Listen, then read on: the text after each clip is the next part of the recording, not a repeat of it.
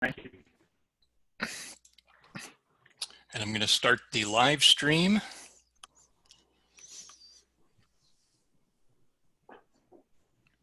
And I'm going to check the live stream. You're good to go.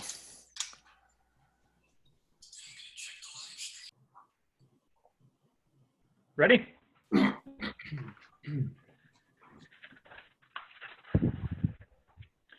Good evening and welcome to the Fredonia Central School District Board of Education meeting for Tuesday, April 28th, 2020. We begin every meeting, whether we're sitting in the library at the Fredonia High School or meeting remotely like we are today with the pledge of the flag. So if everyone would please join me by standing and saying the pledge.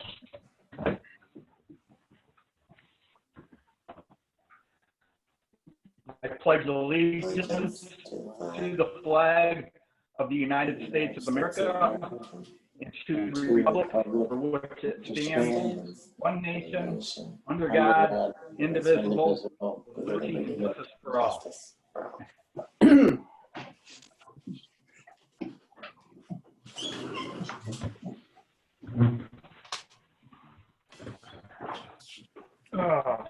Thank you. We have a consent agenda here today, and the adoption of the consent agenda upon a motion and a second and an affirmative vote by the members present approves each and every item so designated. However, prior to the adoption of the consent agenda, any board member may remove any item from the consent agenda. This item will then come up for discussion as part of the regular agenda. The purpose of the consent agenda is to expedite routine matters so the board has more time to deal with substance matters. Can I have a motion from the board to adopt the consent agenda? And if we could, please raise your hand to for any votes or for a motion.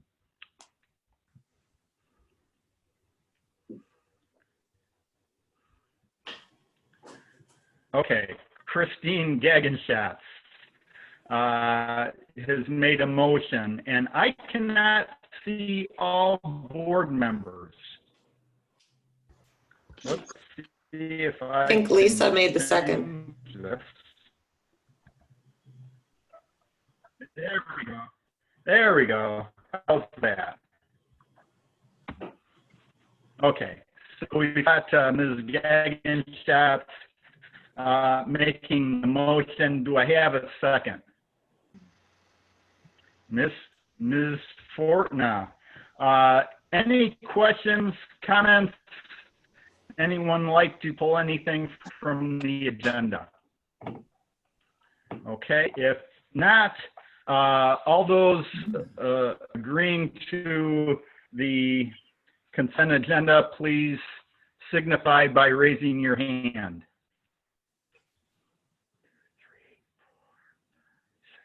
That's unanimous. Thank you. And with that, I would also like to make a comment to congratulate Deb LaBar for being a full-time sub in that. We move into administrator's report. We have a remote education plan from Ms. Piper and Mr. Drollinger, Ms. Troutman, and Mr. Paskey. Ms. Furrow.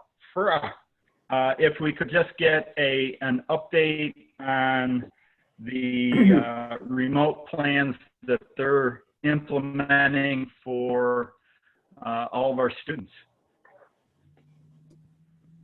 Mr. Aldridge, if you don't mind, just to give a brief introduction, it seemed like Piper? Mr. Aldridge, just 1 second, if you don't mind. I just want to let the board know that it's my understanding that we anticipate hearing from Governor Cuomo tomorrow about an announcement for the remainder of the school year. Now, of course, that can change, but the information that I got today is that there should be an announcement tomorrow. That certainly makes today's update timely. I thought it would be a good opportunity to give our administrators a chance to share with you what has been going on remotely, and I'm certain they will sing the praises of all the folks who've been involved in the development and implementation of this plan.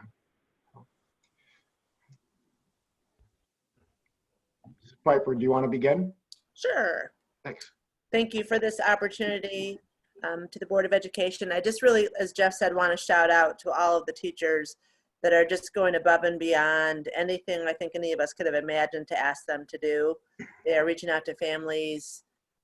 It's just the relationships that they're building, that they already have, but are just increasing that trust and whatnot is just phenomenal. So shout out to all of the teachers. So the WheeLock teachers are contacting each student weekly via phone calls, text messages, emails, other classroom applications such as Class Dojo, Remind App, Seesaw. They are connecting with each student weekly, whatever means works best for that child and their family. They are completing a weekly log that is shared with myself and the school counseling team and any of their colleagues that indicates any concerns they may have about a student, whether it's minor or major. And I meet with the counseling team weekly as well, and we discuss any outreach that we might need to do for families or parents or students. All of the WheeLock teachers have scheduled parent-teacher conferences this week, and they wanted to do this above and beyond because they wanted to actually have a conversation with some of the parents, because they've been finding that maybe a text message or an email, they're getting back a fine or they're doing okay, but to actually conduct a conversation, whether it's through Zoom or through a phone conversation, has been very helpful to be able to really dig a little bit deeper as far as the support that some parents and families might need. So that has happened this week. And just touching base on how things really are going and if they need anything further. Mrs. Hill, our reading teacher at WheeLock, is conducting small group reading instruction weekly for all Tier 2 and Tier 3 students on Zoom. She has students either, most of them are groups of 2, so the students can work with each other and together to improve their reading skills. I do connect with each teacher weekly on an individual basis to review the contact logs and follow up with individual students or families. I've made a couple home visits. I've made many phone calls just to, again, support the families and just re-emphasize those relationships and that we are here for anything that the families need. I do also meet with a grade level weekly to review consistency, to make sure that the grade level is getting, all families are getting the same correspondence, have the same expectations, the same concerns are being expressed, and they also have a chance to celebrate, because that's important to do as well, the successes that they're seeing with each other. And I'm also finding that we need that just to see each other, to support each other with what's happening individually at home. And we've included our support staff with that, our aides, our special area teachers, our counselors, speech therapists, occupational therapists, and whatnot. All of the school office phone calls come to my cell phone. So I am taking calls from families that may need assistance, and it has been anything from a need for food, just questions, help with technology. And any family has indicated a need for technology. It's a little different at WheeLock, but we've had a couple students that need Chromebooks to do the Zoom. We have a special needs child that needed an iPad in order to meet his needs. Overall, from every person, whether it's a teacher, an aide, support staff, the message has been that we are here to support families. And the most important thing that we can do is just stay in contact with them and let them know that, we just want them to feel safe and secure and, just be healthy and safe. Thank you, Ms. Piper. And I'll ask you, and along with the other principals, you seem to be doing a very nice job of reaching out.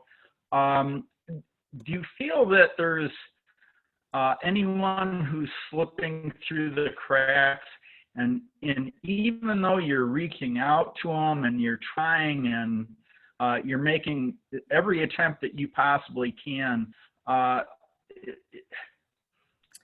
is there anybody who you feel is falling through the cracks?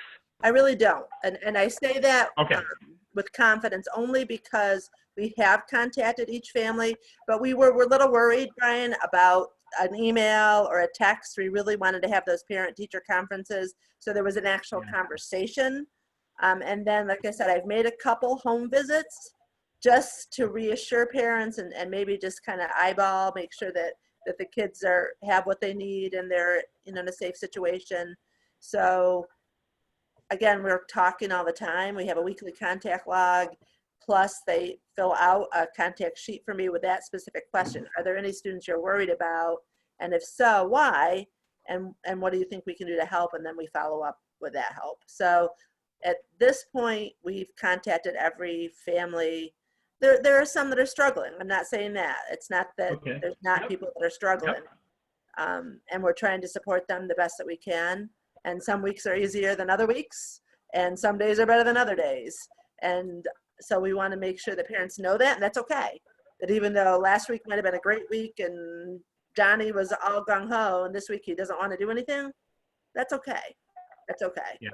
And really just reassure parents that, as long as they're there for the child and they're responding to their needs, that's okay. But we have been able to contact every family. Wonderful. Thank you, Ms. Piper. You're welcome. Mr. Drollinger. Thank you. Our remote instruction is similar to what we have going on in Wheelock. Every teacher now has established one online platform, and they use that as a means of communication with families. Teachers had choice. It could be anything that's out there, Class Dojo, Seesaw, Facebook, Messenger, things like that.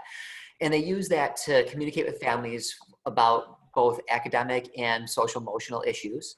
So there's two-way communication taking place on a regular basis between families and our teachers. So the kids have received paper packets of work, and they have that in their possession right now. On April 20th, families were invited to the school to come pick it up. And the families that weren't able to make it to the school, we did deliver those packets. So the families that requested delivery have had that delivered at this point. We have also started delivering Chromebooks to kids. We surveyed the families early in this closure to see if they needed a device, and then the teachers kind of took over from there, and they communicated on my behalf, and the teachers have reported to me who needs a Chromebook. To date, we've given out about 82 Chromebooks at the elementary school. That's pretty high. I think we only have 100 or so to give out. So we've given out quite a few devices, and all that information has been logged. And kids receive instruction on how to log in, and then that helps them engage with the online portion of it as well. So we've been doing a lot of things the same. We've had a lot of successes. I've seen our teachers working closer now as a team than we ever did before, which is kind of weird because we're so far away from each other. But teachers really need to lean on each other. The teachers that are proficient with technology are helping our teachers that have requested that sort of help. And it's really nice to see them kind of leaning each other and supporting each other. They're trying new things, and I've seen a lot of growth. Our challenges have been, we have been able to reach all of the families. It's the regular engagement of the online activities that might be a challenge. If a teacher, for example, a teacher might make a video of teaching place value or something in mathematics and post that video, and maybe only 70% of the class will watch it. And then when we reach out to the families, we realize that every family is in a unique situation. Some families, they need more work. Other families are requesting that they back off and they take a break from the work. And we're acknowledging that, and we're supporting families. And we say, hey, do what's right for you. We support that. When we get the kids back, we'll fill in any gaps that they have. So those are some of the challenges that we have. Just an announcement, our report cards will be going home this week. I anticipate them being mailed out on Thursday. That's the marking period 3 report cards. We had enough work so we could fill out the report cards as best as we could. And I'm meeting with teachers regularly through Zooms and phone calls and things like that once a week. So we kind of, I'm really happy with where we are today. Thank you, Mark. And again, I am impressed with how much that you're reaching out to students and families. Or is there a group, or is there individuals that aren't responding, or you're having difficult with, that are just, we're losing? So much like WheeLock and the other buildings, we do log all of the communication that we maintain with families, and we do that weekly. So then at the end of the week, I sit down with the school counselors, and if there's a family that we were unable to communicate with, whether it be by phone call, text, or something, then we step in as a team. And we do whatever is necessary to make contact. So if we have to knock on a door, that's what we do. So just like Mrs. Piper, I'm confident in telling you that although there are some families that it's a little bit more difficult to reach, no families have slipped through the cracks. Thank you. And I realize, this is a two-way issue here, and it's not, sometimes it's not our fault when we don't get a response, but I appreciate everyone's continued efforts. Any other questions from the board? Okay. Ms. Troutman.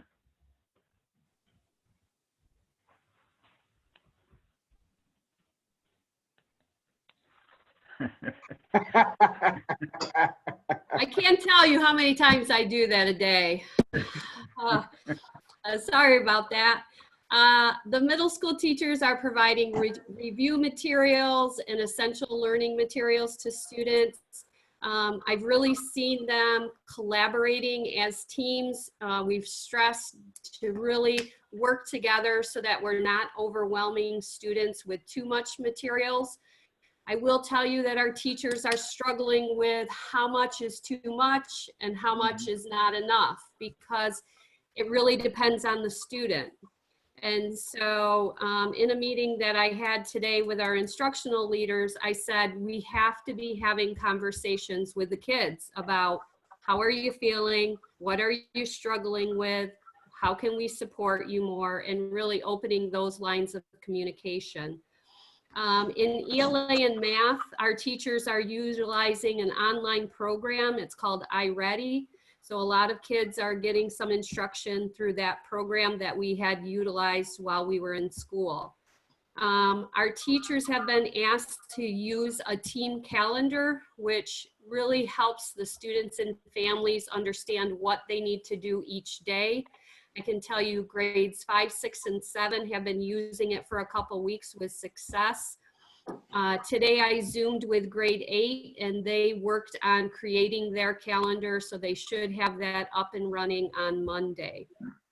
Our teachers are using email, Google Classroom, Zoom, Class Dojo, YouTube, and phone calls to communicate with families and students. For some families, email works perfectly, but not for all. Some you need to make that phone call. And so we've kind of identified that. And each week we are completing a weekly contact log.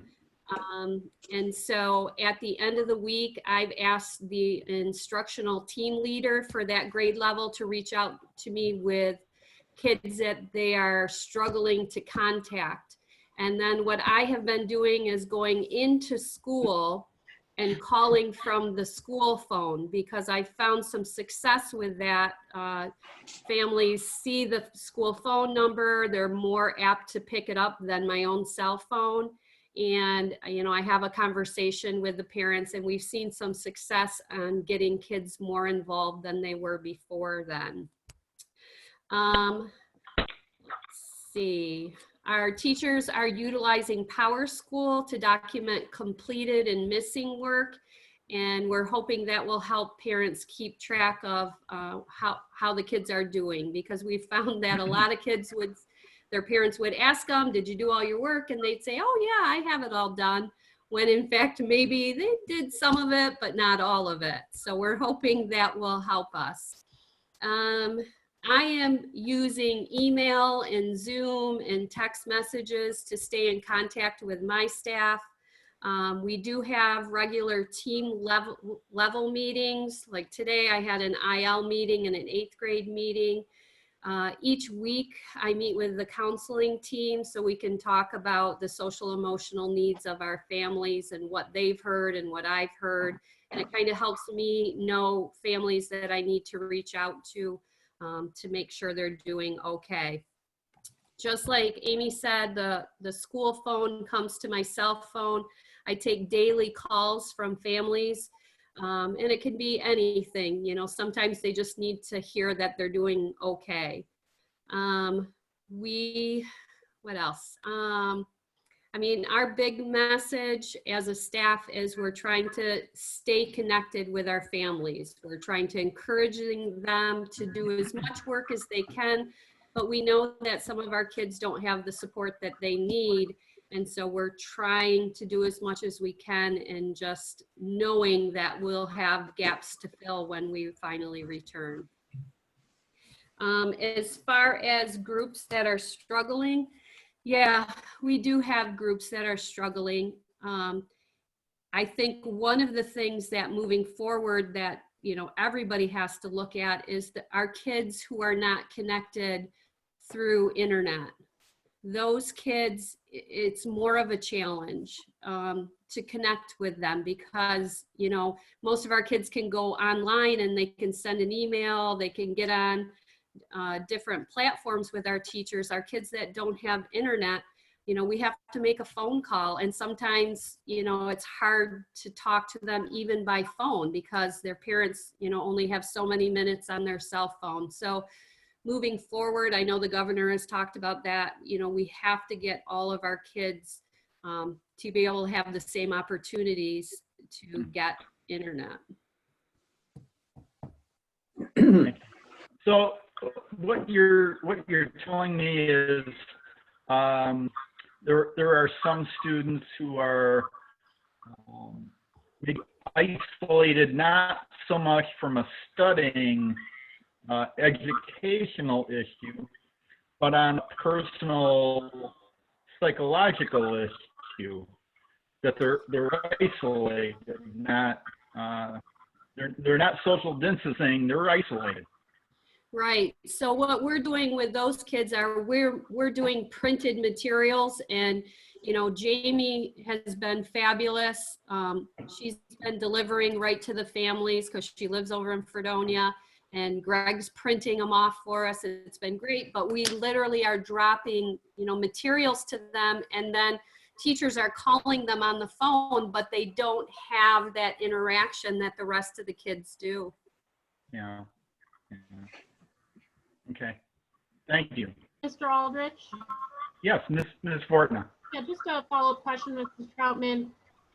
I know that there were providers that were offering free internet, and I know there's only so much we can do. You know, are there any other barriers that we can remove from that, or, you know, anything else that we can do to try and get that access, knowing that, you know, whether it was Spectrum or potentially even DFT, getting some access to them?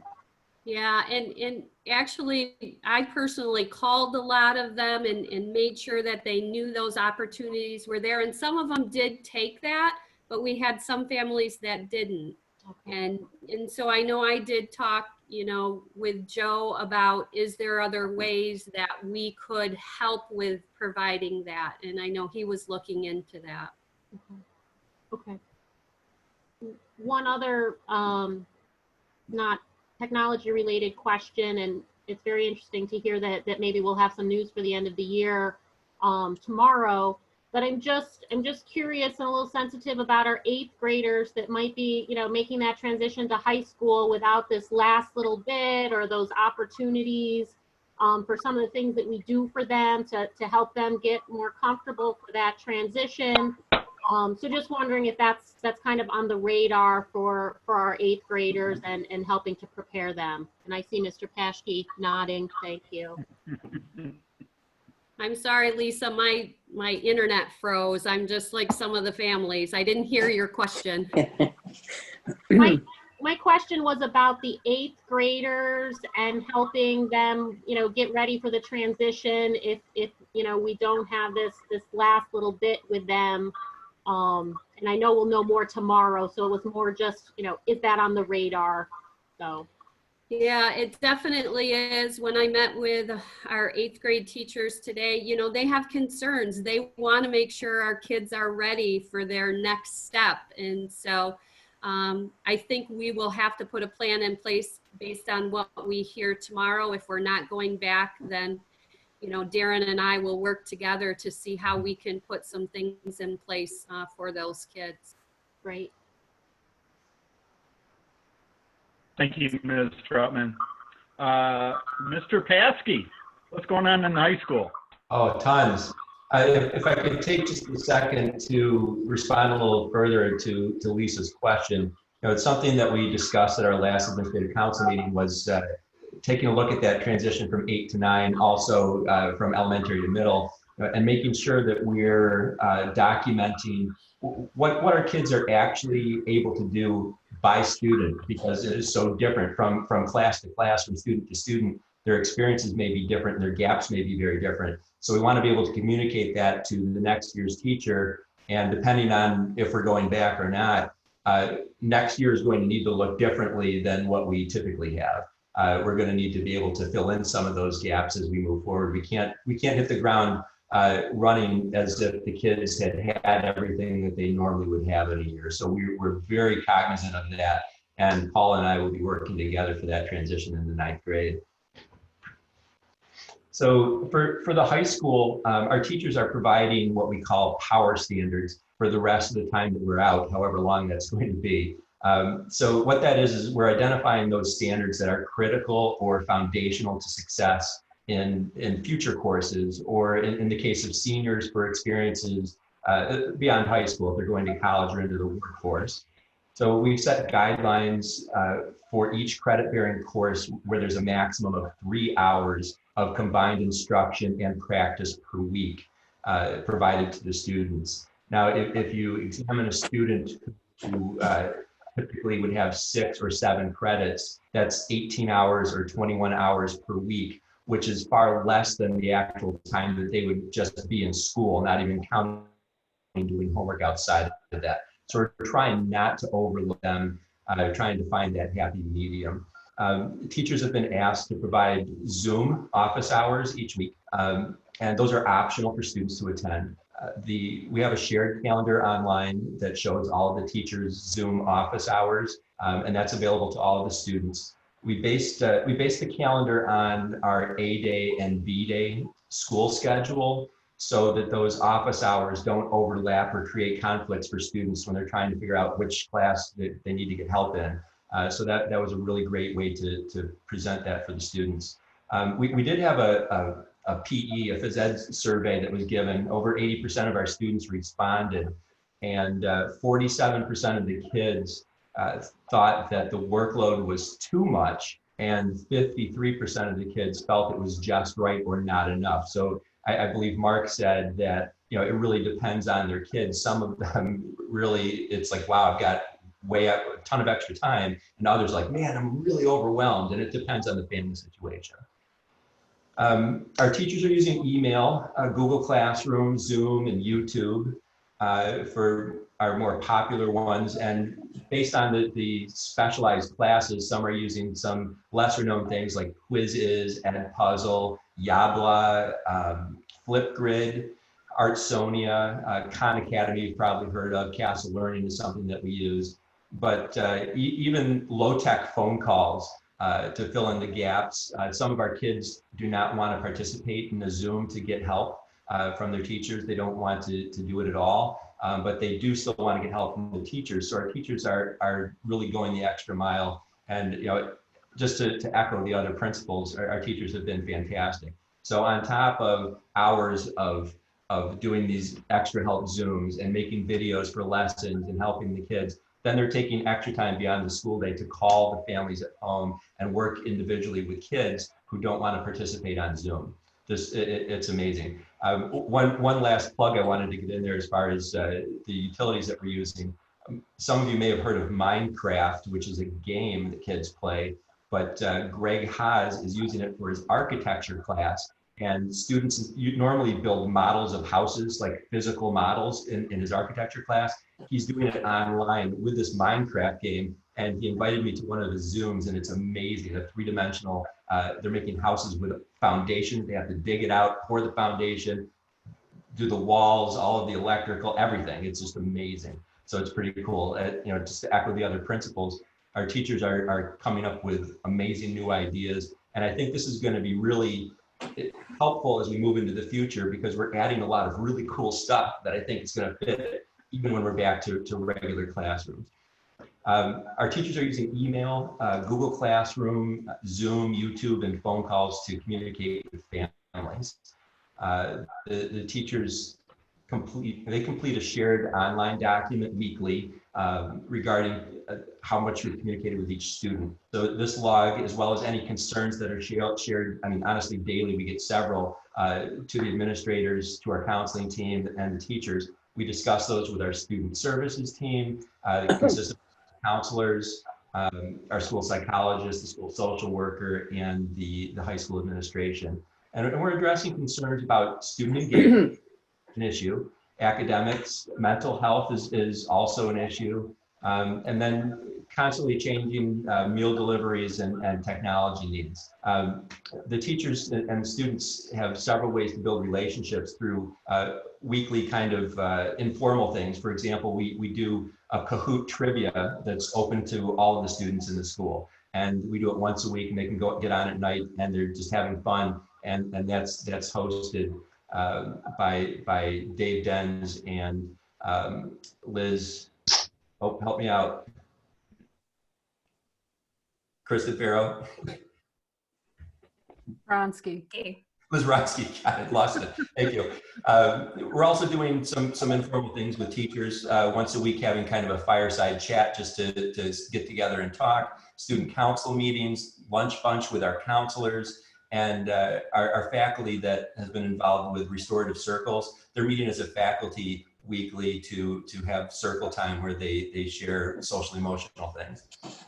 Our students who are engaging in very little or no communication with their teachers, we've been contacting them by phone, by email, other electronic means, but still we're struggling with it. So our student services team, we drafted a letter this week that I also had translated into Spanish today by Albert, who's also fantastic, that will be sent to parents of the students later this week to try to reach out to them to explain the importance of really engaging. It's not that they don't have technology. It's not that they can't communicate in these cases, and it's not a ton, but the student is just completely disengaged. They're choosing not to do anything. They're like, yep, hey, you guys delivered a Chromebook. I have it. We have free internet. Thank you very much. I'm not doing any of my work. So those are some of the focus that we're working on getting up to speed. But like I said, it's not a large group of kids.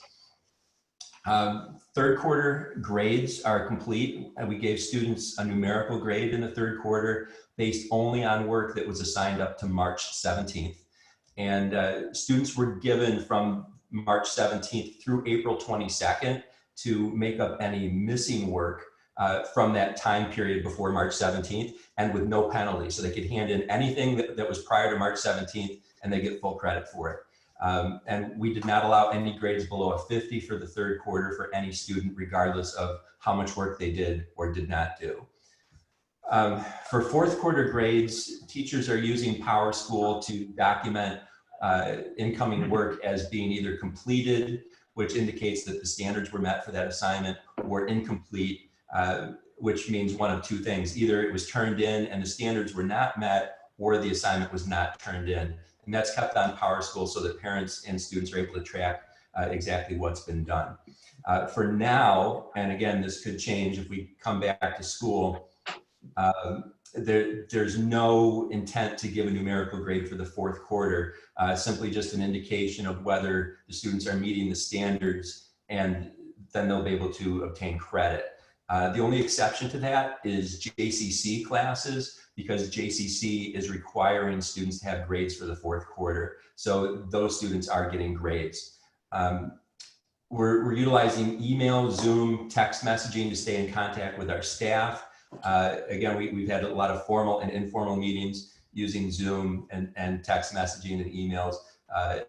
And staff has just been phenomenal, very supportive of one another. Sterling and I have, well, we were both delivering Chromebooks until I kind of self-quarantined. But we've got a lot of Chromebooks out. I think we have 80 out now to families who need them. From home, I've been assisting families getting set up with free internet through DFT or Spectrum. And we need to understand there's a lag time there. They did have demand for that. And so some of our students are just getting the free internet this week. So I think that's the end of our students getting free internet. It'll be completed this week, but I feel badly that they haven't been able to have it. But some of them are driving up to the school and utilizing our Wi-Fi in the parking lot, which is awesome. The school office phone comes to my cell phone, so every day I'm taking calls from families that need assistance, questions about food, questions about Zoom help, just basic needs, questions about scholarships, questions about how to do things that they need from the guidance office that they can't get right now. Just a lot of those types of questions. And just lastly, the message we've really been sending to our families when we talk to them on the phone and meet with them and work with their kids is that, yeah, we are concerned about the academics and we want the kids engaged, but more importantly, we just want to make sure we're meeting the basic needs of every student and family, and their social emotional needs have to come first. Thank you, Mr. Paskey. However, Mr. Paskey, if I'm not mistaken, you missed one thing that I would have hoped that you would have mentioned. And this last week, I believe it was this last week, Mr. Bennett put out a video of the jazz band. And, I think that's, you had mentioned several things that were a positive in this whole regards. That I thought was a very positive thing. And you mentioned some others. If there's any administrator who says, who's got anything that is a positive coming out of this whole thing, I'd appreciate your comments on that. But, thank you, Mr. Bennett. Lastly, Ms. Furrow, any updates on where you're at? Sure. Well, going last doesn't give me a whole lot more to say. But in the world of special education, we are continuing to hold Committee on Special Ed meetings on a regular basis, and that's happening without much difficulty at all. As a department, we've worked through with parents plans for continuing on or extending timelines for new referrals, evaluations, and re-evaluations. And, as part of all those processes, documentation is really critical. And we've streamlined that process through the use of shared Google Docs and sheets that I have stored all in a shared drive or shared folder on the Google Drive for everyone in the department to access and update on a regular basis based on the individual remote learning plans that they've developed for each student in special education. Some of the challenges, some services and related services like speech and physical therapy and occupational therapy are not, they're not very easy to deliver in a remote format, but we are doing that. The therapists are all engaging in teletherapy. Monitoring student progress in those formats is also a little bit of a challenge, but again, we're really stressing the importance of documentation there. And that's important for, just overall accountability that we're going to need. you know, kind of when this situation comes to a close and we have to consider whether or not some of our students are going to need compensatory services or not. Each week, Erie 2 BOCES, the Regional Special Education Advisory Council, has a meeting. Typically during the regular school year, we meet once a month. Since we've been in this closure mode, we've met once a week, and at those meetings there are representatives from the Special Education Quality Assurance Regional Office of NICED, and they provide updates to us as they're available. So I've been participating in those meetings each week to the extent that I can. And then I'm also meeting with individual buildings in, the special ed teams at each building on a weekly basis. And I'm meeting with my whole department every other week and communicating through email and text messaging and every mode that there is out there.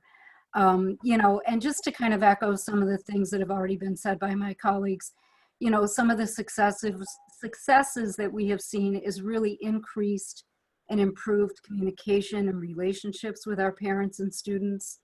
There's an interesting outcome that remote learning has really allowed some of our students who really struggled to excel in an interesting way. So I think that's a good thing. We're really just more collaborative in this mode. Our documentation is far better, and those are really good things that I anticipate will continue once we resume a normal school year.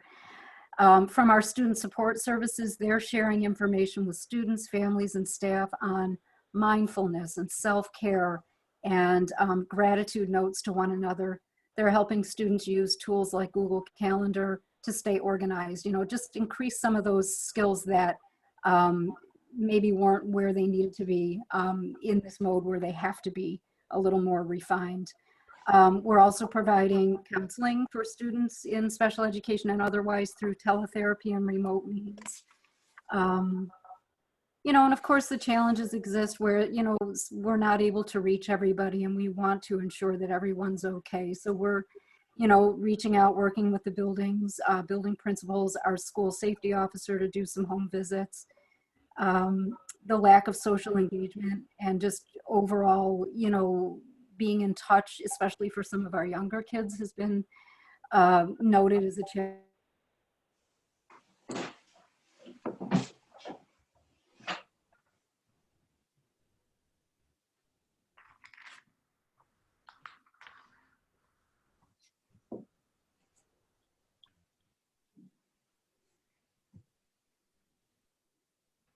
Okay, did we lose Ms. Farrow?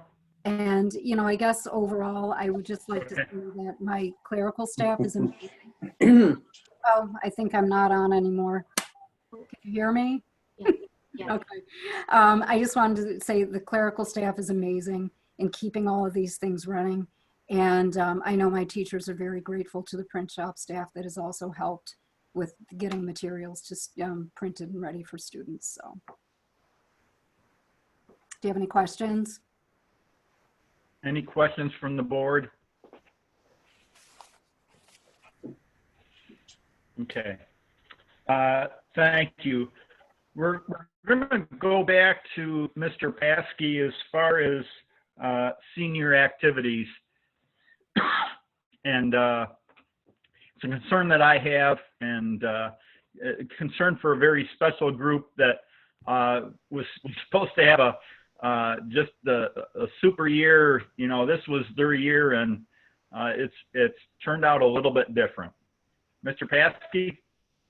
It sure has, and that's, it breaks my heart, but by the same token, there's a lot of people have stepped up. The students have mobilized with a lot of really fantastic ideas, and I'm very appreciative for them. Just an update what we have so far. The prom was scheduled for May 16th. We postponed that to June 19th at Shorewood. If we are not allowed to have that, we've also scheduled another possible date in July if June does not work. But we don't think that if we get to July and we can't have it, that it will make sense to have. Senior Decision Day was postponed to June 1st. If we do not have school, the students are preparing a virtual decision day via the senior class Instagram account. Lisa emailed me today about that, and I also do not have Instagram. So a question is that I'm reaching out to the kids. We want to make sure that that's accessible to people that don't have Instagram. So we're looking at ways to get that out. But it's all been student developed. It's very cool. We got the photography company who did the senior pictures to actually release the senior pictures for us to use for these documents, which is amazing. Oftentimes you have to pay for things like that and worry about copyright, but they were just willing to give them to us. And then the students are going to have a nice picture of themselves, something about where they're going post high school, and listing any accolades that they've received along the way. And it's very cool looking. So I'm excited for that to happen. They are accepting pictures and information from each of the students until May 25th, and they're going to still be able to get that together by June 1st. So more power to them. The Chautauqua County School Boards Association banquet, we normally honor our valedictorian salutatorian at that banquet. That was canceled, but we are submitting pics and bios for our valedictorian and salutatorian. Those need to be in by May 8th. Both of them are aware of that. We are using their senior pictures for that, and they have not given me their bios yet, but it should be coming soon. They've said that will be on the way. Athletic and academic awards nights, typically in June. Greg Lauer is working on the athletic awards night and putting together a virtual presentation if needed. Similarly, I'm working with Sandy Forbes and Stacy Levulis and Sterling Stearns to do the same thing for academic awards night. So if we're not going to be allowed back in school in June to hold those in person, we want to put together a quality presentation for everybody to honor our kids. Class night, if we're kind of holding out right now that hopefully we'll be back by June 12th, but if we're not, we do have plans underway to create a virtual class night and slideshow with the advisors for that. The all-night event, which is also up in the air, a decision is going to be made on May 8th whether to cancel or postpone that event. It's currently planned for June 12th, that evening, an overnight into June 13th. If it's canceled, we're going to have to have some discussions about refunds, because there have been donations and funding given to that. So we'll find out on May 8th exactly what's going on with class night, the all-night portion of it. And then the big one, graduation. For now, plans are still for a June 28th graduation at the college. Now, whether we end up being allowed to do this in person or not is up in the air, but if we are not, I would still like to use the June 28th date for creating a virtual graduation. There have been discussions at other schools about having graduation at all sorts of different times, including all the way out to Christmas, so that kids would be returning home around the Christmas vacation and they could have their graduation at that time. I'm just concerned that after the kids have a semester of college under their belt, that they're going to come back and be like, I don't really care about high school that much anymore. I don't want to lose the interest in it, and I'd like to be able to honor them at the appropriate time. But we're talking. We do have all of the caps and gowns ordered. All of the cords for the various honor societies are in, with the exception of National Honor Society. Those are being shipped, but I have all the other ones still. One other piece to this, and again, this is student-centered and student-generated. Prior to graduation, we've had a tradition the past few years where the seniors walk through the school in front of all the former teachers and students, and they kind of give them a clap out. And the seniors expressed that was especially meaningful to them, and they were really looking forward to it, and especially for their former teachers to be able to see them. So they've requested if there's any way we could somehow gather the teachers together, and maybe the seniors could put on their caps and gowns and do a car parade past teachers so that the teachers could see them, and we could get all of the school faculty involved. But again, we need to make sure that it's all appropriate and fitting the rules for social distancing. But it's something that they want to do, and I'm more than happy to help facilitate that if we can get that off the ground. I think that's where we are with our senior activities. Okay, thank you, Mr. Paskey. You know, one thing that you reminded me of, I am familiar with a sports team that their season was canceled, and you know, it's kind of a terrible thing, but the ones who really got hurt by that were the seniors, and they didn't have the opportunity to experience their senior sports year. And this isn't just one team. This is the entire spring semester of sports. So yeah, Mr. Lauer has a challenge there in somehow recognizing those seniors who, you know, senior year sports is a special time, and they missed it. So I appreciate your comments and looking into that. Any other questions by the board, comments? Thank you, Mr. Paskey. You've done a wonderful job. I appreciate it. Thank you. We move on now to the financial treasurer's report. Do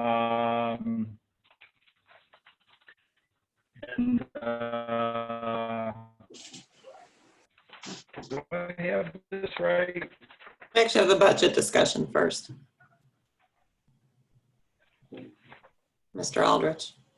I don't have anything under financial treasurer's report other than the approval of the memorandum agreement. We have the Is budget that correct, discussion Mr. first. Castillo? Brian.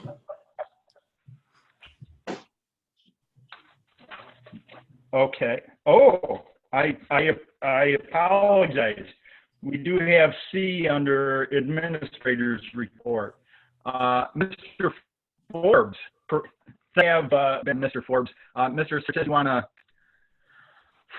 I'd be happy to do an introduction as we work on sharing our screen here. So, you know, we've continued to work on our budget. It's important that we take an opportunity today to get an update on where we are. One of the more recent announcements from the governor's office actually came from the director of the budget, that by May 15th, districts will have the final information on state aid for the coming school year.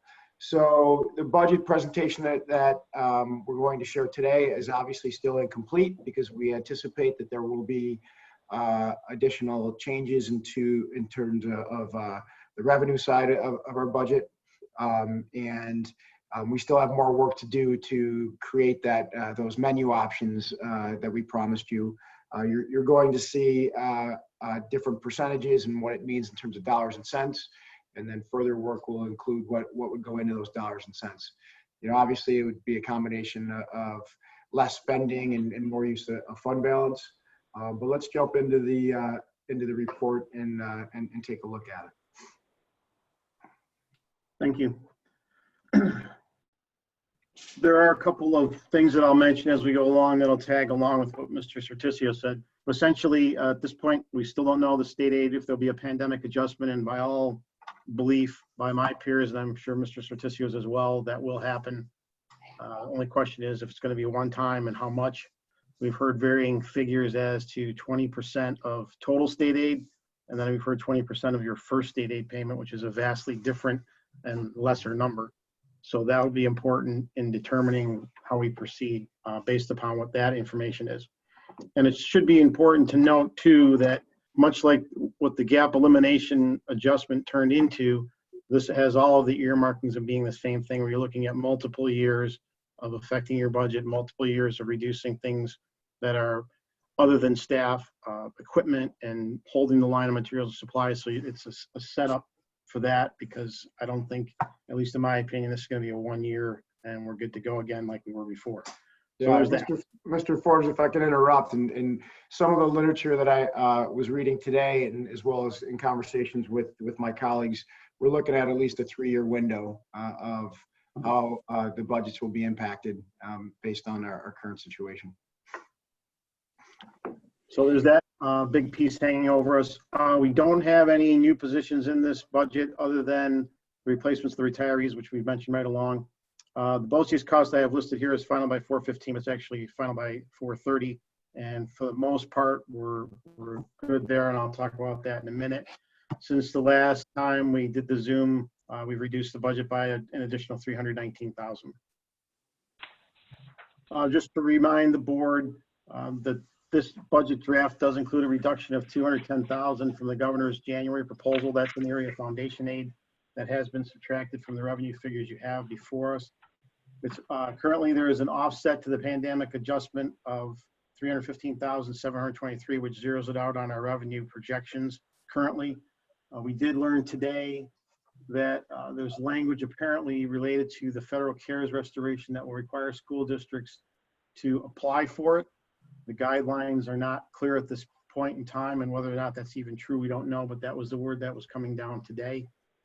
And also it's important, which we kind of talked about already, to know that there's language in the state budget that allows for reduction of aid in a mid-year situation.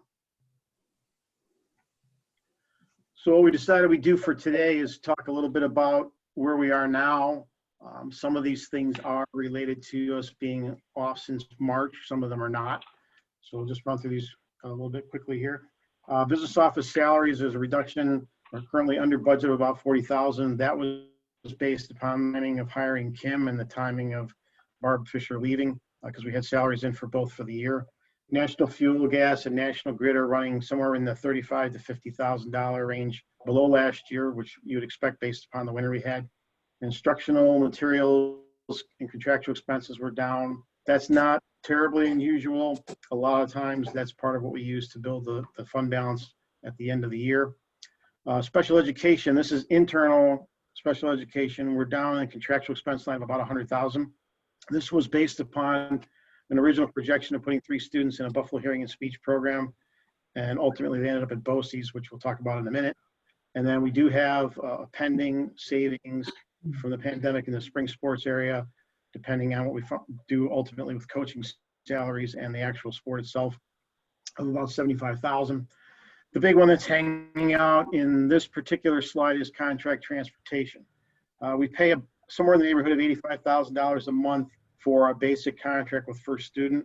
Right now, there has been pending guidance that we were waiting on from the state as to whether or not we're responsible for paying that. And if we pay that, would we or would we not get aid?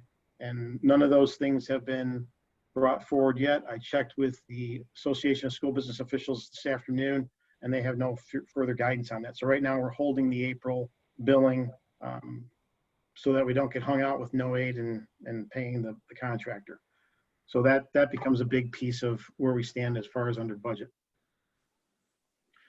Areas that we're tracking over right now, the custodial area, we've had 3 in long term, which is boosted for summer down there. We had a $22,000 refund of real property tax, which was an adjustment to a business in Fredonia for 2018-19. That came through at the end of March when we got our check from the county. Sometimes the adjustments are made directly to the district. Sometimes they're made on the check they give us back. This one was on the check they gave us back. We did have money in that line item, but it was being carried as part of our fund balance. So because it's higher than anticipated, I thought I'd note that. And then the other half of the special education that I mentioned a minute ago on the BOCES side, not only do we have the students not stay local in the district, but go to BOCES, we also had a number of students move in during the course of the year, which we've talked about at the board level already on numerous occasions. So that's about $532,000 above what we had budgeted for this particular school year. In the area of revenue, we're currently tracking over under state aid for BOCES services. BOCES services is a categorical aid, so you're getting it because you spent it. Our Medicaid reimbursement, we've talked about in the past, not having a firm payment schedule from the government So we're up a little bit there, 41,000. In our interest earnings prior to the pandemic wiping out the T-bills, we were up about 10.5 on that. Revenues that we're currently tracking under is excess cost aid. Unlike 1920, 1819, we did have a little bit less spent for special ed. And so that's reflected there because when they give us the budget number, they then go back and audit the claims and all that, which takes months and months. And that's the result of that. And our transportation aid, same thing. It was corresponding. We had a special ed student that wasn't going out of district, and there's some reduction there. So that does not reflect anything that would happen if we did or didn't get aid on the payment of the contract service that I mentioned a minute ago. That would be above and beyond that. Tax cap, just for informational purposes, again, we're allowed to be at 3.85%. We're currently 131,000 over that. We are looking at a high cost placement with a student, which in and of itself could get us to the cap, but that's not resolved yet. Next slide, we've got the budget summary, just shows the different areas. I'd like to note that we're down or close to down in a lot of areas. We're down in benefits, which is a reflection of the health insurance rates coming in good. We're down 91,000 in equipment. Materials and supplies were almost at zero. Contractual expense were down 72,000. The real drivers are your salaries from the contracts and especially the BOCE services, 609,000 there. Debt services are locked in figures. So currently we'd be at a 2.74% spending increase if you were to go with what you have today. And obviously we're not quite there yet.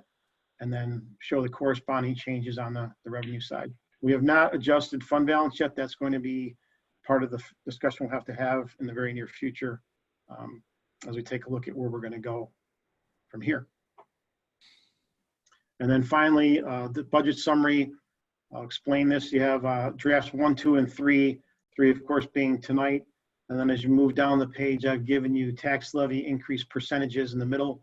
You can see 3.85 is we are now, and then I gave you 3% or right down to 0%. The right column, the amount you would read where you are today to get to that tax increase amount. So you want to take a look at 3%, you have to reduce 268,000. If you want to look at 0%, you have to reduce 750,000. And again, this does not include any possible 15 to 20% reduction on state aid.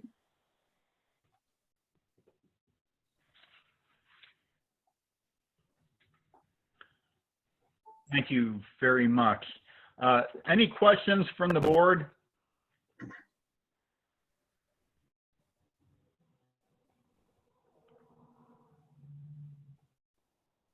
Okay, can anybody hear me? Okay. Yeah, I can hear you. Okay, wonderful. One question, John. We go through the your I don't want to say your projections, but these items where you're tracking over and under budget. And one of the things that was in the final 2019-2020 budget is on the budget summary, one of your last pages, it's $1,043,740,000 of applied fund balance. Correct. Okay, so if we look at your numbers for where we're tracking above and below expenses and above and below revenue, I calculated as about 76,000 that were worse off on the budget than what we had projected. But yet we've got this $1,043,000 of applied fund balance. So where does that applied fund balance fit into this picture? All right. First of all, the slides that I did for this evening that gave the different categories, that's only a handful of accounts that we have. So right, I understand. So you can't really extrapolate that to this other number. This other number was the amount that we decided to apply from our, either through the budget process itself or from our previously existing reserves. And we decided to put $1 million in, and then we did a one-time expenditures for $43,000 on top of that, $43,750. So if you were to say to me today, you run all the numbers, everything stays where it is, all the things that I showed on the overview are where they are, what's my potential fund balance moving forward from this year? And right now I'm tracking about between 650 and 700,000. So theoretically you would say, which was part of the plan, we're taking $1 million out and we're bringing 700 in, and overall we reduced by 3, which was what I believe was our goal, to slowly bring it down to a more acceptable percentage. Okay.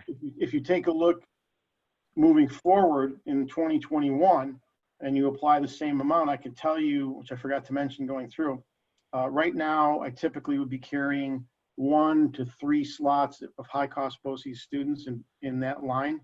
That's gone. I'm currently using that all up. So right now, if I were to go through and say every line item in the proposed 2021 falls exactly where I think, what's my number coming forward? I'm at about 650 coming forward. So if I, again, using the same theory, if I apply another $1 million and I bring in 650, you're dropping another 450,000. So that's where we're going to have to get into a discussion in the next couple of weeks. How much do we want to apply? Because you're going to have to apply more than $1 million likely, or you're going to have to find some significant cuts, some of which may be related to BOCES services still. And then where do you want to be comfortably? If you were to say, as an example, make that $1 million 2.5 million. Okay, that's all right. We can do that. We've got a healthy fund balance. But how much you bringing back against that in the budget process? So if you brought back, say, 500,000, that means you just dropped your fund balance by $2 million. And you probably don't want to do that, especially knowing that we're going to be looking at a 2 or 3 or 4 year string here. So somewhere in the remaining amount of money, we have to decide between where we are now and 0%, what's a comfortable number, what part can we do through remaining expenditure cuts, what part can we do through application of fund balance. And then for the first time in probably 10, 12 years, the monitoring of that next year is going to be critical. If we have a situation that develops again in 2021, like it did this year for BOCES services, where you get 4, 5, 6, 7 kids that are between $80,000 and $120,000 a kid, it goes fast. And you do get aid back on it, but it's always the next year. And you have the constraints of not being over budget in your current year and building for that later on. So it's a little more tricky than it has been in the last few years, for sure. Okay. It's just that you're, I'm going to tell you, your budget is based on last year's budget, not last year's actual. So this $1,043,000 that you have coming out of last year's budget, if we really looked at the tracking, we're adding back that in also. No, I would disagree. That's part of you're putting that in as part of your money up front. And if you were to not build any fund balance into your next year's budget at all, you would be down $1 million. That's part of the process. Okay. Any other questions by the board? Yes, I have a question. Mr. Hawk. So John, the tax certio that we have, does that replace the 22,000? And how much does that leave us in that account? You could do that if you wanted to. Because I have a line item already there, I'm not planning on doing that. I was carrying 25,000 there. It just becomes a reduction of what I thought was going to be fund balance in that line. As far as what we have in there, we have, I'm sorry, I talked over you. I did, you also. Right. So I'm not going to do anything with that. I'm going to leave that as a line item expense. The actual reserve itself is 500,000. So if we were to replace that 25,000, that would leave us 475,000 in that account, and we really wouldn't feel any pinch. That's correct. Okay. And then another question, and I think Mr. Aldridge was alluding to it. We can only guess where our expenses fall in 1920 budget because we don't see that final budget costing until sometimes August or September from you, by the time you get all your paperwork. So I look mostly at our revenue side, and our revenue side seems to fall at the 29.3 point, and the only thing that's different is our budget is off that $1,043,000. So I heard you say that our expenses exceed our revenues by 400,000. Is that your projection or is that actual? I don't believe I said that, and if I did, I didn't speak correctly. Right now I'm projecting that we're going to be net somewhere around 650 between revenue and expenses. So it'd be 650 to the good where you've applied $1 million. So Right. you're not overspending, you're just not replacing the full $1 million, but you're still Correct. So actually we have exceeded our revenues by 350,000, right? I think I know where you're going with the, yep, in so many words, yes. Okay. So in that, I guess what we really need, and this is what I asked Jeff Certicio at our last meeting, as far as a real hard look at the budget and places to cut. You know, we got to look at that 350,000. Where did we run over, John? Well, you're not really running over because you're still having a positive fund balance at the end of the year, but your factor that's brought it down to 650 is high cost BOCES. Okay. That's driving it. All right. So where do you project, with your experience, us ending our year with expenses? Because I'm looking at the revenue side, and the revenue side falls $1 million short of our budget every year. $1.5 million, whatever we apply to fund balance. So, and then we just put that money back in. Where do you see our end of our year falling with expenses for our school district? I actually have that. Give me a second here to pull it up.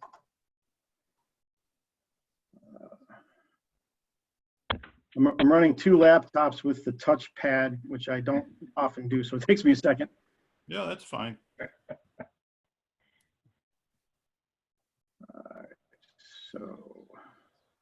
So for 1920 on budget, we had a budget total expenditures of 30,306,000. I'm currently projecting that at 29,800, so $503,000 difference. Okay, so you're proposing a $31 million budget for the upcoming year, right? Currently, yes. Okay, so that means that you got almost $1.5 million that you got to reduce your budget to get to our revenue side. Well, the revenue and the fund balance tie together to equal the expenditure side. And so looking at this current year with the application of 350,000 of fund balance to our revenue side, you're currently looking at being, with your proposed budget, $1.5 million short. No. If you want to take a look at, as an example, getting to a tax levy of 0, I would need to reduce 750,000 per annum because of how the revenue stream and the expenditure stream flows through the process. We're not going to be $1 million short unless you went below 0. Okay, so how much would we be short using our revenues from this year? As they stand today? Yeah, with your budget the way you got now, how much using this year's projected revenues and the fund balance usage of 350,000, how much are we short your projected? Well, when I build in appropriated fund balance of $1 million, generally, in the past, I've tried to at least build that much in to cover that. So if we're putting $1 million in, I've got $1 million coming back. And right now we're taking $1 million out and I've got 503 coming back. But that was So the that's $1.5 plan million. path. No, it's netting the $1 million and the 5. It's 500,000. Right. So it's 1.5 billion if you look at it the way I'm looking at it. Okay. So what do you see we're going to be able to make cuts in? The areas that are left, the instructional side, all of the building administrators have done a great job reducing from where they were in previous years. And if the board were interested, I can send along those individual building budgets. The big issue right now is the BOCES services. We're looking at whether or not we can pull a couple of kids back there. We're also looking at some areas of my maintenance lines to see if there's ways we can do a few things now in this current year based upon the numbers that I have projected there. And I don't know if that's possible. Then after that, you're looking at programs or staffing. Okay, John, a question just occurred to me. We've got debt service that's retiring from the capital project of the BOCES. Correct. I didn't see that in the overview as a potential savings, and that's approximately 280,000. How did you apply that? That is within the BOCES services category. I didn't break that out, and I probably should have. That's a good point. We are down there. We went from, again, let me get back to the, I can tell you exactly here.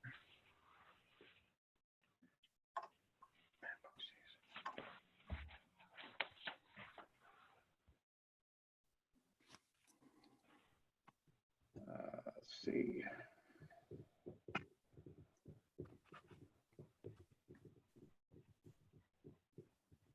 Last 1920, we had 238,000 for the capital project and an additional 40,000 for their normal capital line. So 278 total.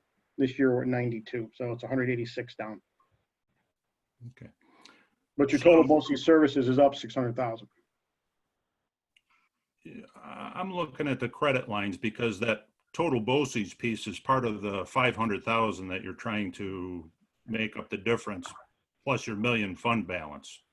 So I think on the line items in your budget status, it was 280,000, 278, just using a round figure. Yeah. And the 25,000 for a round figure with the tax surtio were $305,000 to the plus side from this budget going into the next budget as not expenses. On those two lines, that's correct. So you're saying we had to, let's see, we had to try to break out 500,000, and that comes out to 300 of it. So we're really searching for 200,000 now? No, not at all. Okay. Thanks, John. Yep. Any other questions from the board?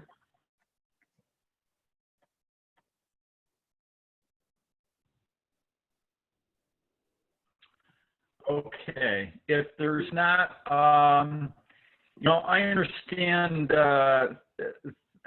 you know, thank you, Mr. Forbes. I know this is very much a moving target. I know that this is, this year is going to be a challenge, and it's not because we're facing things like we did 12 years ago, but because 12 years ago we knew that they were going to cut our budget. Today there's just so many unknowns, and I appreciate your work on this and trying to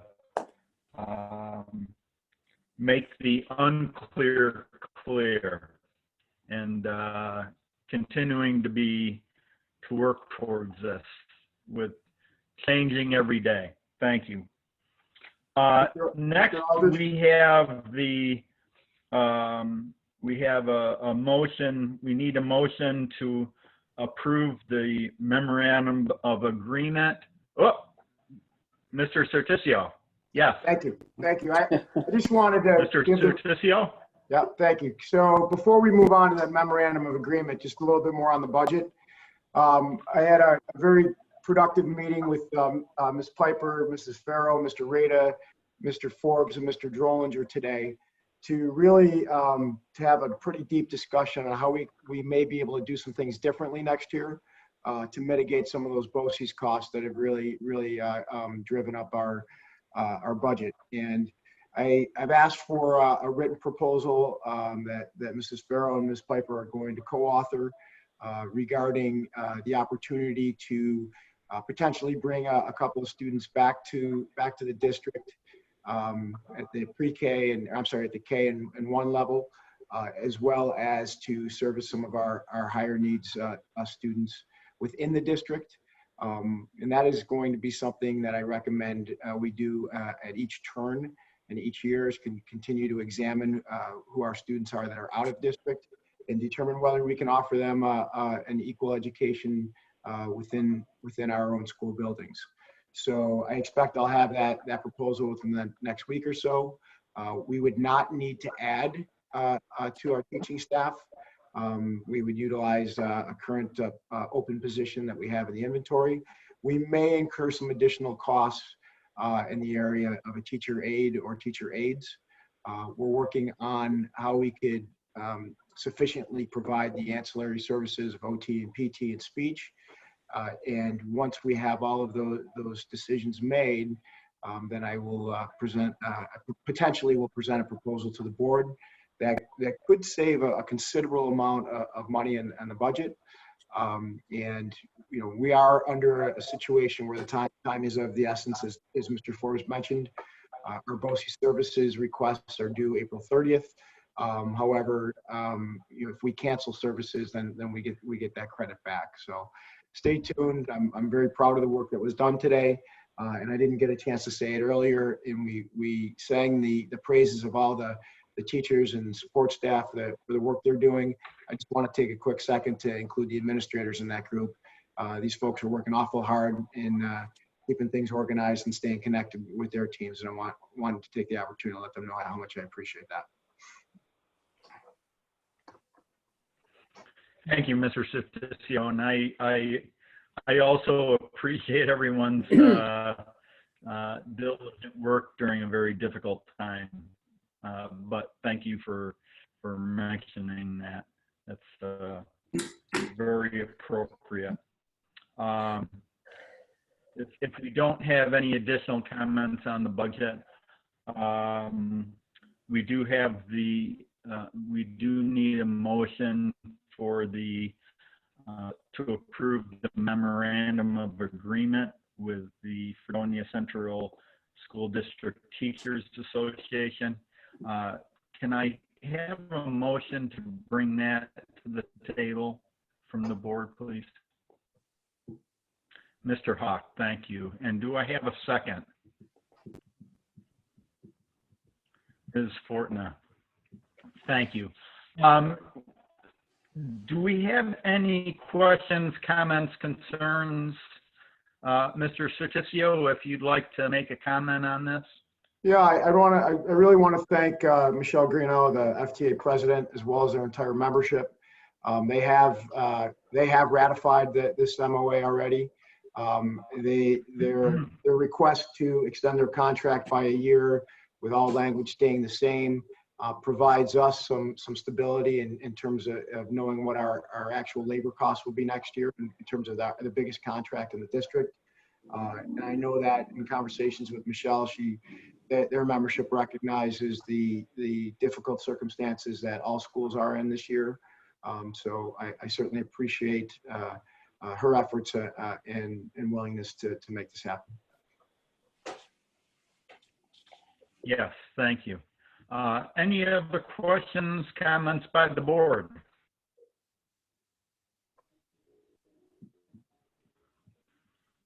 I see none, so all those in favor to approve this memorandum of agreement, please signify by raising your hand.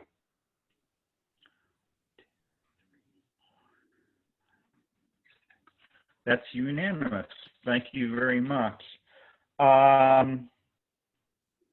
We now go down to announcements and board correspondence. The next regular meeting of the Board of Education at this Mr. Aldrich. time right now. Whoa, Mr. Forrester. Excuse me? He's on mute, but you forgot something. Personnel. Okay, hear me now? Yeah. We do. Oh, I'm sorry. I thought all personnel was included in the consent, but we do have the approval of a resignation from Marianne Ortolano.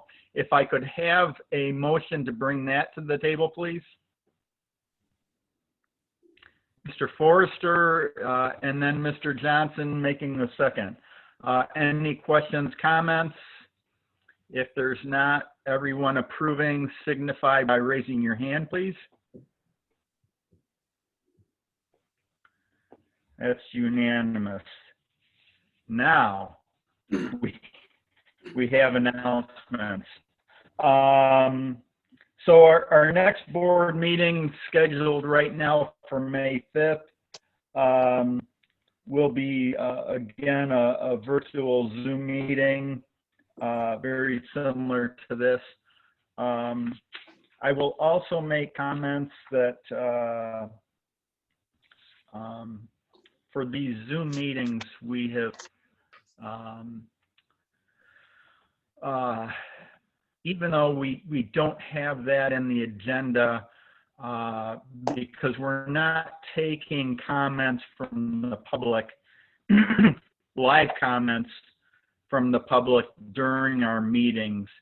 That does not mean that we're not taking comments from the public otherwise. So if anyone in the public does have any comment or concerns, they can always call or email the district on that. I know that these are challenging times, and I appreciate the updates from all of our administration. You know, you're doing a great job. I hope that you I hope that you are able to look at this and keep your state of mind positive. And sometime we're going to get on the other side of this, because as I've told the board throughout difficult times, this too shall pass.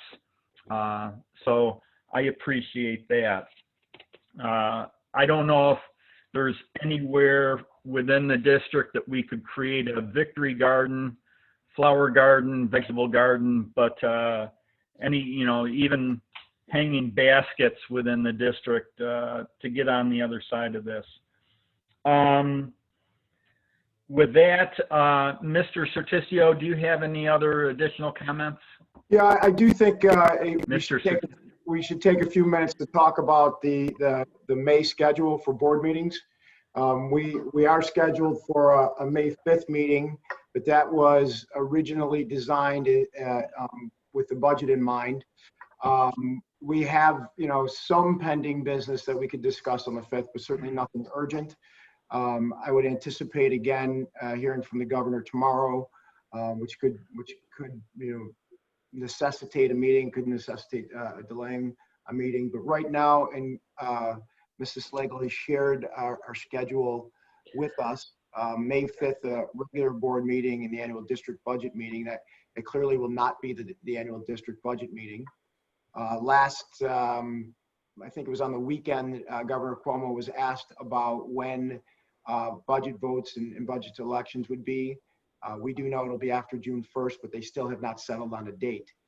Once we get that date, then we need to move backwards from there and determine on when we would do our annual budget meeting and so on and so forth. So we can keep the May 5th meeting. This is completely a board decision. We could push it out a week. We could schedule meetings every Tuesday for the month of May if you so desire. But I just wanted to make sure we had a discussion about that.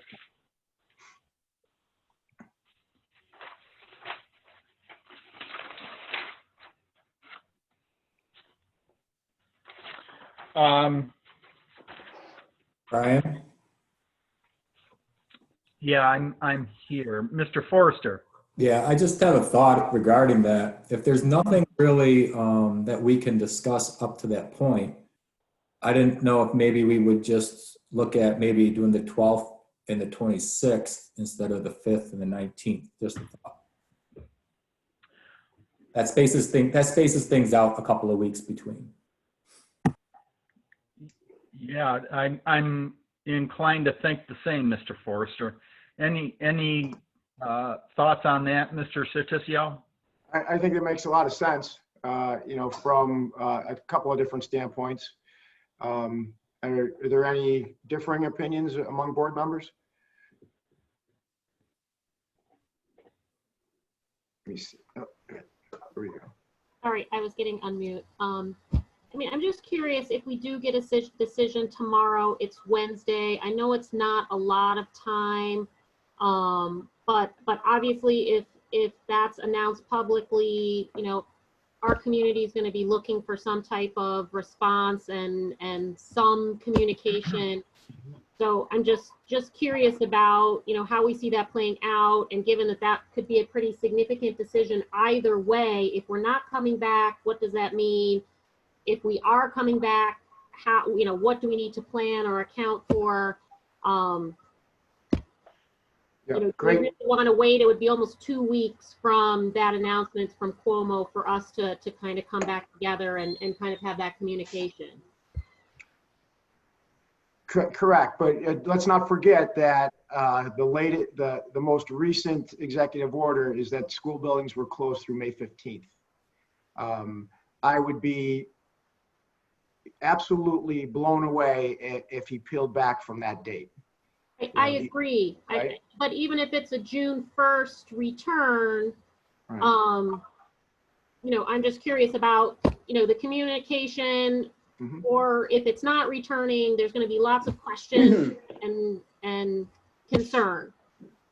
I agree with you, and one of the things that we've realized that we need to get better at is how we reach all of our community, and particularly without using the regular U.S. mail, without bringing our people into the district and exposing them and so on and so forth. Mr. Rada is utilized our school messenger system, and you all probably received this, to update our inventory of email addresses. We can utilize that messenger service to send not only a voice message, but also an email message with attachments. So the plan going forward is to continue to update the public via letters, but use the messenger service, use our website, use social media as well. And certainly, based on what we most likely will hear tomorrow, we will provide some updates in that manner.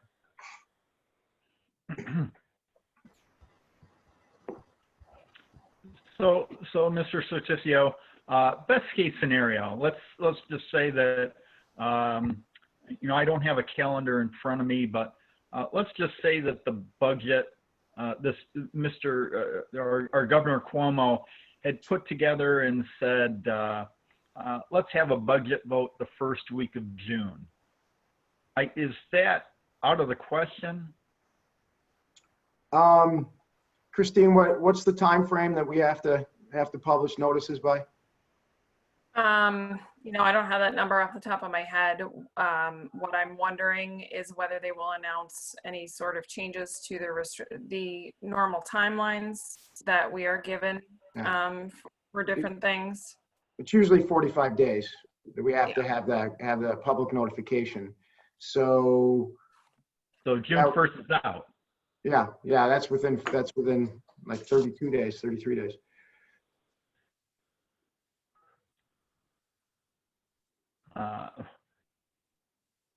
Okay. I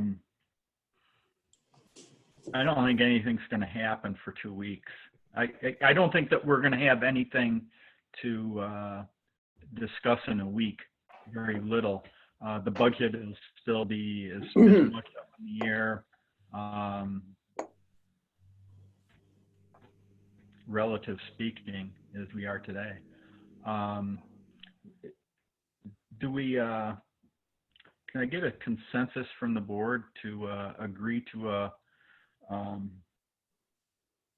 May 12th? And then what's 2 weeks after that? What is that, the 26th? Yeah. Yes. Is anyone opposed to that schedule, as Mr. Forrester had recommended? And if we need to move that 26th meeting forward because of time constraints or that 45-day window for some other reason, we can also do that also. Okay, so why don't we plan on that, the 12th and the 26th.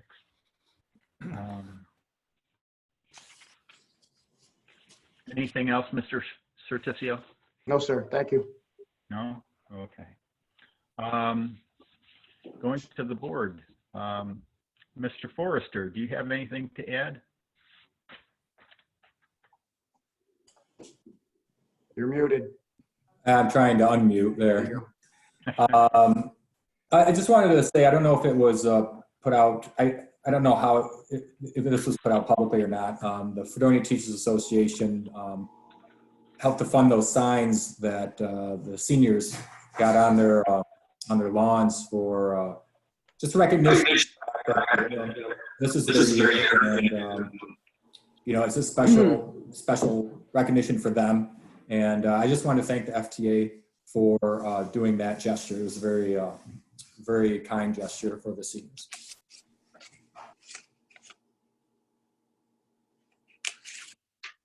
Yes, I thank you very much for reminding me of that and bringing that to the attention of everyone. That was a wonderful act on their part.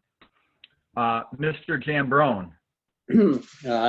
Nothing at this time, thank you. Okay, Mr. Johnson, do you have anything to add? Just a quick question for Mr. Paschke. I don't know, you might have touched on it, but what's the situation with the AP classes and their exams? The AP exams are being given May 11th through the 22nd. They are being given at home. Each exam is 45 minutes in length, and they have to do it on computer, and they have to submit all of their work via computer to the AP people in a very short window. They do have practice. All of our teachers have been given information about how to proceed. They have online practices of how to do the testing and how to submit their answers. So we're hoping that everyone is going to be ready to go. I did send a video to our kids just asking that if you are in a household that's giving an AP exam between May 11th and May 22nd, where you're sharing the bandwidth in the house among several computers, that no one else is really using their computers during that time. So hopefully the parents and siblings will be able to not use their computers. They're only 45 minutes. And so we're asking them to be open to that idea so that the kids have the best possible chance of getting their stuff submitted correctly. If in fact there are any issues with the internet and the AP exams, they are offering a second round of AP exams later in the year, and kids would be allowed to take that. They do have to have permission from the school in order to do that. So we would have to verify that there was some sort of internet problem. Thanks, Mr. Paschke.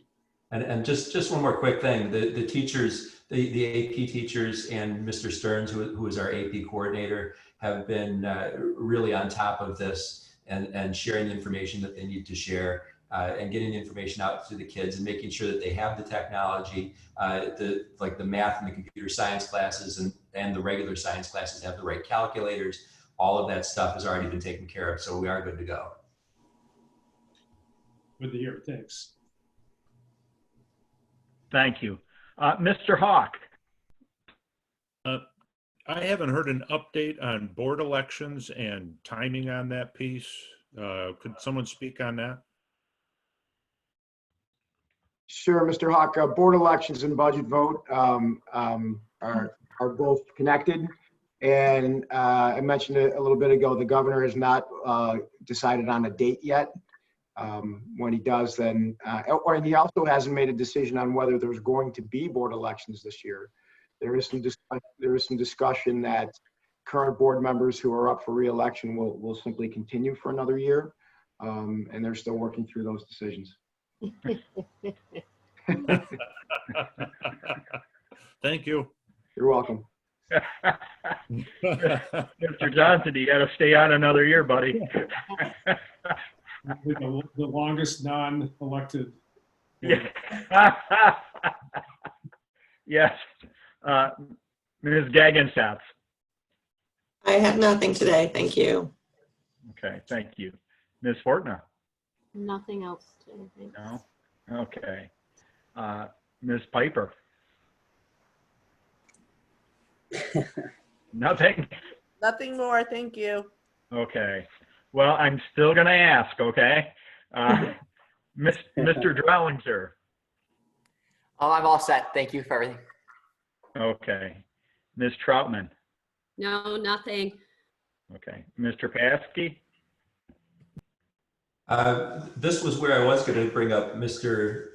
Bennett's awesome band thing, but I just wanted to point out that Mrs. Terreri also with orchestra has done something very similar, where each student might play 4, 5, or 6 different parts of the same piece, and you can see them, they're all lined up, and they play all of the parts for a song, and it's amazing. So I just wanted to give a shout out to her. Thanks to the teachers for setting up pride notes and gratitude notes for each other and for the kids. I did want to mention the lawn signs, but you did that. I have to say thank you to Sandy Forbes, who's been amazing in getting stuff ready for our seniors. She's been going into school and just, she's been tremendous. So just thank you, Sandy Forbes in the guidance office. And last but not least, while our meeting was going on, I did get a picture from the Orange Bowl, and the class of 1985 has put up a huge banner to celebrate the class of 2020, and the class photo that we take where we get up on the roof and take a picture of the entire senior class, that is part of that banner. And they asked us for permission to do this, obviously, and I got the text with a picture showing that it is up. So if you get a chance to drive by the Orange Bowl, that is out there. That's it. 1985. Mr. Paskey. Nope, I was 87. You're 87. Okay. Just checking. I'm a youngster. Yeah. Yes, you are. Miss Farrell. I don't have to anything show? I'm good. Okay. Mr. Rada. I have nothing to add. Okay. Mr. Forbes. Yes, just quickly, obviously, thank you to all the support staff for all they're doing, in particular the food service department and all the volunteers that are driving the food to all the different families in need. I think they're doing a great job. Okay. Yes, definitely. Thank you, Mr. Paskey, for the thumbs up. Ms. Slagle. Nothing, thank you. Okay. If that is everything, being no further business, can I have a motion to adjourn? Ms. Gagenschatz, and a second from Mr. Zambrone. Hey. All those in favor? Thank you all. We are now adjourned. Live stream is off.